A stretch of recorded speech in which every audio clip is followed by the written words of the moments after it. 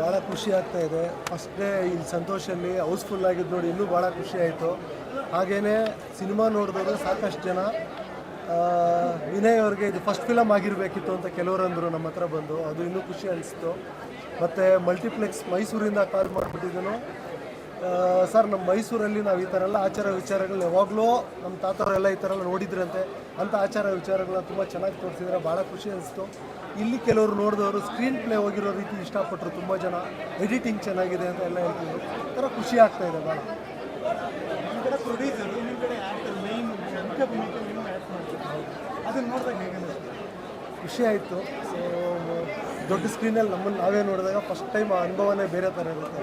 ಅದು ಸಂತೋಷ ಅಂತ ದೊಡ್ಡ ಸಿನಿಮಾ ಥಿಯೇಟ್ರಲ್ಲಿ ಬಂದು ನನ್ನನ್ನು ನಾನಲ್ಲಿ ನೋಡಿದಾಗ ಒಂಥರ ಖುಷಿ ಅನಿಸ್ತು.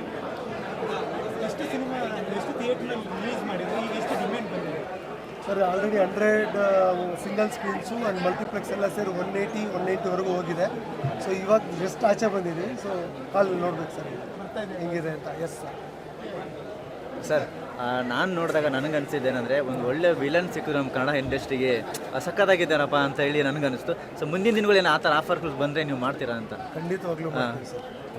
ವಿಲನ್ ಪಾತ್ರ ಬಂದರೂ ಸರಿ, ಒಂದು ಪೋಷಕ ಪಾತ್ರ ಬಂದರೂ ಸರಿ, ಖಂಡಿತವಾಗ್ಲೂ ಮಾಡ್ತೀವಿ ಸರ್. ನಾವು ಮಾಡಿ ಚೆನ್ನಾಗಿ ಮಾಡಿದ್ದೀವ, ಏನು ಅನಿಸ್ತೀವಿ ಸರ್? ಸೂಪರಾಗಿ ಮಾಡಿದ್ದೀರಿ.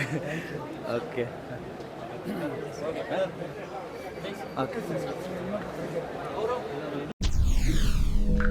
SS ಟಿವಿ ಸಿನಿಮಾ ಜಗತ್ತಿನ ಕ್ಷಣ ಕ್ಷಣದ ಸುದ್ದಿಯೊಂದಿಗೆ.